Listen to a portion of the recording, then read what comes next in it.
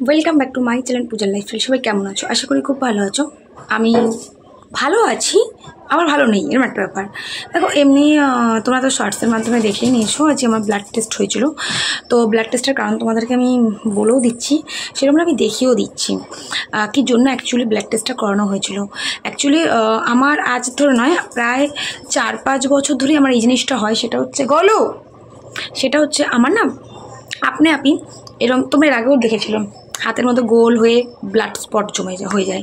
তো এই দেখো, এখানে একটা তোমাদেরকে আমি এইভাবে দেখাচ্ছি, জাস্ট এই যে আমার পায়ে, দাঁড়াও, জানি না কতটা দেখাতে পারবো। এই যে এবার পায়ে হয়েছে এই ব্ল্যাক স্পটটা, অনেকটা মিশে গেছে, এখন কমই আছে এটা। মানে এইরকমটা আমার কন্টিনিউয়াসলি আমার এরকম হয়ে যায়। মানে ধরো এই এখন আপনি আপনি কমে যাবে, কোনো ব্যথাও নেই, কোনো যন্ত্রণা, কোনো জ্বালা কিছুই নয়। তো এরকম না আমার মাঝে মাঝেই, বেশিরভাগ টাইম আমার হাতের এখানটাতে হয়।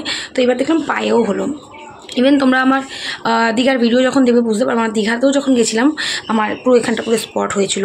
তো আপনি হয়ে যায়, আপনি চলে যায়। তো এই জিনিসটা প্রায় আজ 4-5 বছর ধরে কন্টিনিউয়াসলি হয়। আমি কখনো গুরুত্ব দিই না বিষয়টাকে, বিশ্বাস করো। এবং হয় আবার ঠিক হয়ে যায়, এটা চিন্তা করে আমি গুরুত্ব দিই না। কিন্তু এবার ভাবলাম যে না, বারবার জিনিসটা যেমন হচ্ছে, এতদিন ধরে হচ্ছে, আমার মনে হয় একটু ডক্টর দেখানো উচিত। তো তার জন্য আমি বুধবার দিন গেছিলাম ডাক্তারের কাছে, ডাক্তার দেখিয়েওছি। ডাক্তারবাবু একটা ওষুধ লেখেনি, একটা সিঙ্গেল ওষুধ লেখেনি, আমাকে চোতা ধরে একটা ব্লাড টেস্ট দিয়েছে। উনি সাথে সাথেই বললো যেটা ব্লাডের প্রবলেম থেকেই হচ্ছে, কিন্তু কিসে থেকে হচ্ছে সেটা বোঝা খুব মুশকিল, সেটা টেস্ট না করলে বোঝা যাবে না। তো টেস্ট করেছি, সেই জন্য ব্লাড টেস্ট দিল, একটা মেডিসিন আমাকে দেয়নি। বুধবার দেখালাম পরে। এমনি কিন্তু আমার কোনো সমস্যা নেই, শরীরে আদার্স কোনো প্রবলেমও নেই। যে তো আমাকে জিজ্ঞাসা করলো যে তুমি কোনো মেডিসিন নাও? আমি বললাম হ্যাঁ, আমি শুধু থাইরয়েডের ওষুধটা নিই। বলছে ঠিক আছে, ওটাই কন্টিনিউ নাও, বাকি কোনো ওষুধ এই মুহূর্তে নেওয়ার দরকার নেই, আগে টেস্ট করে আসো। তো তার জন্যই আজকে টেস্টটা করা। এখান থেকে তো রক্ত নিয়েছে নর্মালি, আর এখান থেকে রক্ত নিয়েছে। এটা কি করেছে জানো তো, ফোনের টাইমার অন করলো, করে এখানটা ফুটো করলো, করে রক্ত বার করলো। এভাবে চিপে রক্ত বার করছে আর রক্তটা মুছছে, আর দেখছে টাইমারে কত, আমার ওরা প্রথমে এটাই চেক করলো যে আমার ব্লাডটা কতটা লেভেলে বেরোয় আর কি। যেহেতু আমার শরীরে ব্লাড লেভেলটা বরাবরই কম, বরাবরই আমার ব্লাড লেভেলটা বরাবরই কম থাকে, আমার শরীরে রক্তটা বরাবরই কম, হিমোগ্লোবিন প্রবলেম আমার সবসময়তেই থাকে, এটা বরাবরই। আমার শান পেটে এসছে, সেই থেকেই আমার এই জিনিসটা বরাবরই হয়ে এসছে। আগে এই জিনিসটা ছিল না, কিন্তু আমার ছেলে পেটে আসার পর থেকেই আমার রক্তের চাপটা আমার শরীরে বরাবরই কম। তো উনি ওইটাই দেখলো, এখানে ফুটো করে ফোনের টাইমার অন করে দেখছি, চেক করছিল, টাইমার অন করেছে, আর এখান দিয়ে রক্ত বার করছে। দেখছে যে কোথাও কাটলে রক্তটা কতক্ষণ ধরে ব্লিডিংটা হয় বা কিছু। তো এটা করতে গিয়ে বিশ্বাস করো আমি লাফালাফি কান্নাকাটি শুরু করে দিয়েছি।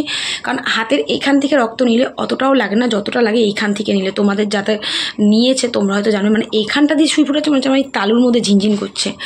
উফ, আমার আঙুল ধরছে, বলছে তোমার আঙুল এখনই ভেঙে যাবে। আমি লাফালাফি চালু করে দিয়েছি, আমি আঙুল দিয়ে করতে দেবো না, এরকম একটা ব্যাপার। ভীষণই ব্যথা লাগে এই আঙুল থেকে রক্তটা নিলে। এইটা আমি লাস্ট টাইম বোধহয় আমার ছেলে যখন পেটে ছিল, হেলথে এখান থেকে রক্ত নিয়ে টেস্ট করে, লাস্ট আমি ওই করেছিলাম। আর এই আজ 10 বছর বাদে আবার ভীষণ রকমই লেগেছে বলতে পারো। আর রক্তটা এইখান থেকে ফুটো করে রক্তটা নেওয়ার পর থেকে আমার পুরো হাতটা ঝিন ধরে রয়েছে, জানি না কেন ঝিনটা ধরে রয়েছে প্রচণ্ড রকমভাবে। তো এই হচ্ছে ব্যাপার, আমার এই প্রবলেমের জন্যই ব্লাড টেস্টটা করতে দেওয়া। টোটাল 7টা বা 8টা মতন টেস্ট দিয়েছে, ওই একবারই রক্ত নিয়ে যেটা হয় আর কি। সেখানে থাইরয়েডটাও রয়েছে, কারণ আমি আবারও মোটা হয়ে যাচ্ছি। এর আগেবারও তো থাইরয়েড টেস্ট করেছিলাম, তোমরা দেখেছিলে, সেই সময় বললাম। তো সেই সময় থাইরয়েড নর্মাল ছিল, বাট আমি এবার আবার মোটা হয়ে যাচ্ছি, তার জন্য আবার থাইরয়েড টেস্টও দিয়েছে। তার মধ্যে আরও বাকি হিমোগ্লোবিন, তারপরে তোমার থ্যালাসেমিয়া, আরও অনেক অনেক অনেক টেস্ট দিয়েছে ওর মধ্যে। রিপোর্টগুলো আমার হয় কালকে রাত্রে দিয়ে যাবে, নাহলে পরশু সকালে দিয়ে যাবে, কারণ পরশু বিকেলে আমার ডক্টর দেখানোর আছে আবার। আর আমার 4 কেজি ওয়েট কমাতে বলেছে, ওয়েটটা একটু বেড়ে গেছে, সেটা আমিও বুঝতে পারছি। 4 কেজি ওয়েট কমাতে বলেছে। তো জাস্ট এই কারণেই আমার ব্লাড টেস্টগুলো করা। সকালবেলায় টলতে বাড়িতে গেছি, ওই বাড়ি গেছি, গিয়ে টেস্টটা করেছি। উনি বাড়িতে এসেই ব্লাড নিয়ে যায়, জানো তোমরা, বরাবরই আমি ওনার কাছ থেকেই করি। তো এটাই হচ্ছে কারণ। জানি না কী আছে কপালে, কী ভাগ্যে লেখা আছে, আমি সত্যি জানি না। এই স্পটগুলো, ব্ল্যাক স্পটগুলো কেন পড়ে যায় আমি বুঝতে পারি না।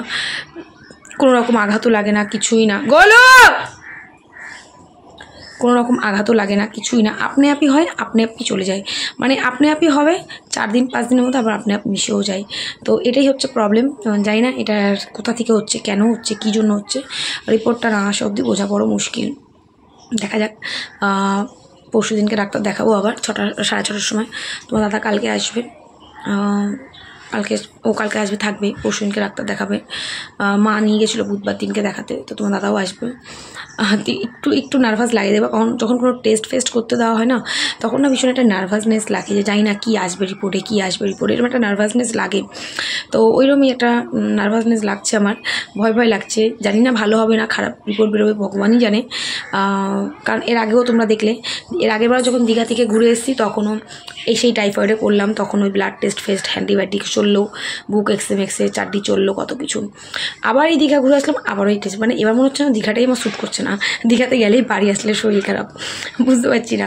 এমনি আমার শরীরে আদার্স কোনো প্রবলেম নেই, কোনো সমস্যা নেই, শুধু এই একটাই সমস্যা, আর এই সমস্যাটা আজ প্রায় 4-5 বছর ধরে, আজকের নতুন সমস্যা নয় এটা। ওই যে বললাম, কখনো গুরুত্বই দিইনি বিষয়টাকে, দূর হচ্ছে, আবার মিশাচ্ছে এরকম একটা ব্যাপার।